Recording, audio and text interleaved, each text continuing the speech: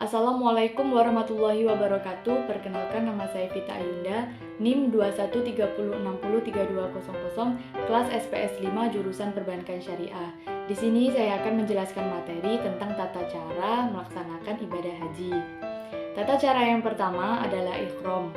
Kegiatan ini termasuk wajib bagi sahnya haji, dimulai dari mikot atau dari rumah masing-masing sambil membaca niat menjalankan ibadah haji dan membaca kalimat talbiyah.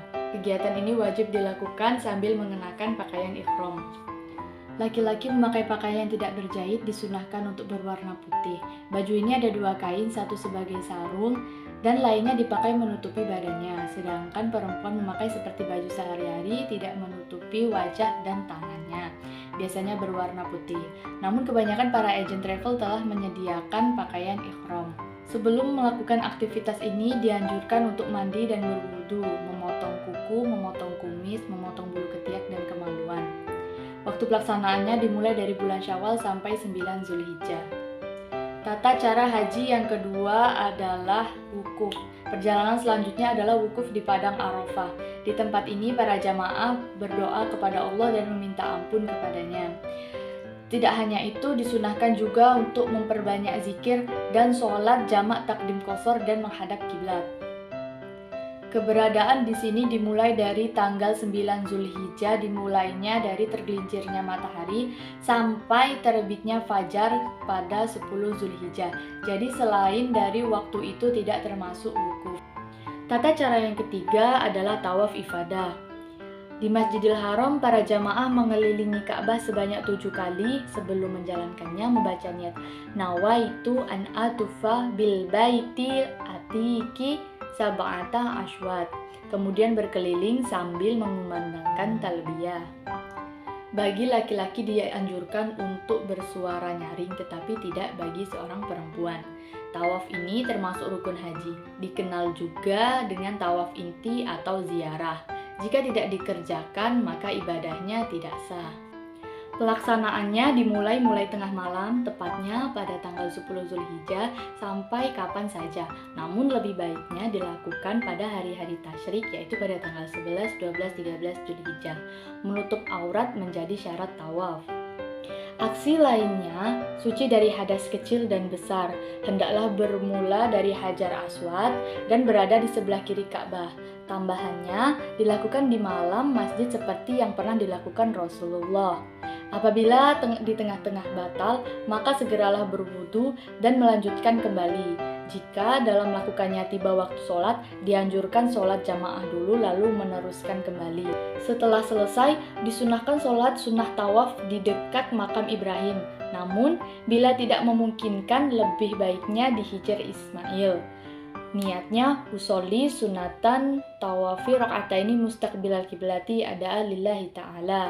Selepas itu bermunajat di multazam dan disunahkan meminum air zam-zam.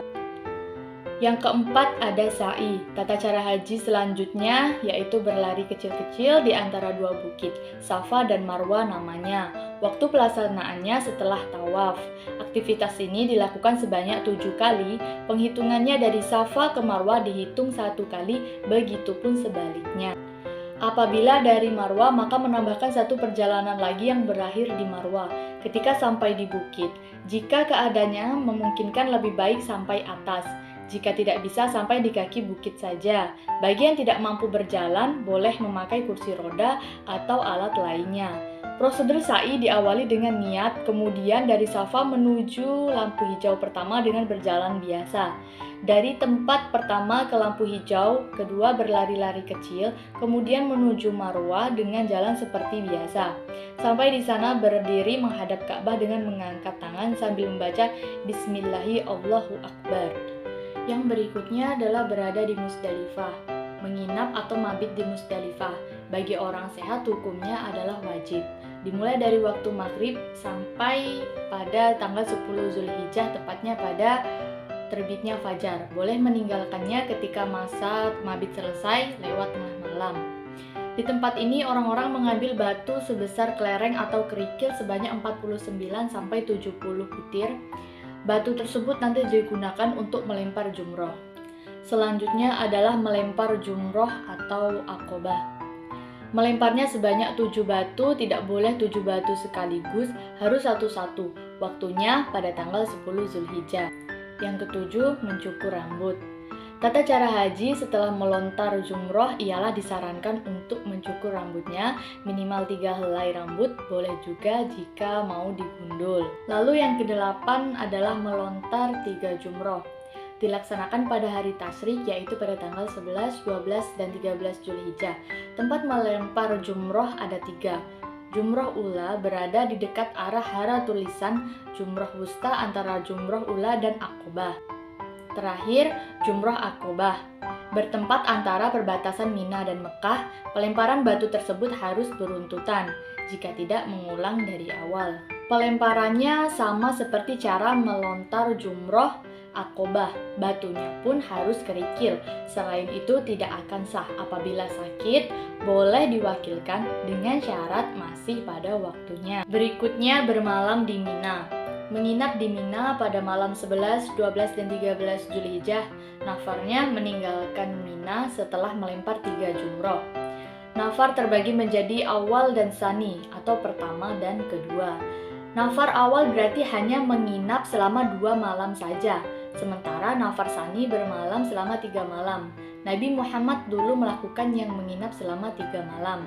Pilihlah yang menurut Anda atau rombongan di waktu yang tepat dalam meninggalkannya. Yang terakhir ada tawaf wada. Perjalanan ibadah atau tata cara haji terakhir, yaitu tawaf wada, dijuluki juga dengan perpisahan. Para jamaah melaksanakannya ketika akan meninggalkan Mekah. Selain itu, orang-orang tidak diperkenankan kembali ke hotel untuk menginap, terkecuali menunggu bis, mengambil barang-barangnya, atau pergi ke toilet. Jika mau ziarah ke Madinah, boleh melakukan ibadah ini, asal tidak kembali ke Mekah. Teruntuk orang-orang yang sakit dan haid, tidak wajib melakukannya, cukup memanjat doa di pintu Masjidil Haram. Bahkan tidak dikenai denda. Cara pamitan yang indah bukan? Tahallul. Di serangkaian tata cara ibadah haji ada yang bernama tahallul. Itu adalah seorang jamaah yang sudah bebas dari ihramnya serta telah melengkapi seluruh amalan-amalan hajinya. Tahallul haji sendiri ada 2 macam, tahallul pertama dan kedua. Tahallul pertama menandakan sudah melakukan 2 perbuatan dari 3 bagian. Pertama, melempar jumroh aqobah dan mencukur rambut. Kedua, telah melaksanakan tawaf ifadah, sa'i, dan menggunting rambut. Ketiga, tawaf ifadah, sa'i, dan melontar jumroh aqobah.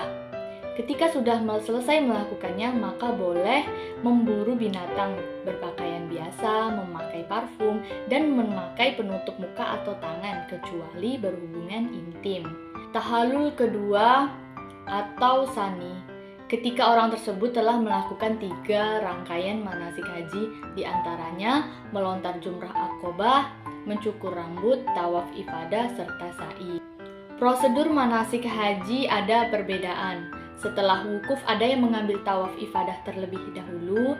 Ada beberapa orang selepas wukuf di Arafah langsung mabit di Musdalifah. Jadi nanti mengikuti instruksi tata cara haji dari pendamping yang sudah berpengalaman tentang haji. Wallahu a'lam. Usai sudah penjelasan dari saya tentang tata cara manasik haji. Apabila ada salah kata saya mohon maaf, pada Allah saya mohon ampun. Saya akhiri, wabillahi taufiq wal hidayah. Wassalamualaikum warahmatullahi wabarakatuh.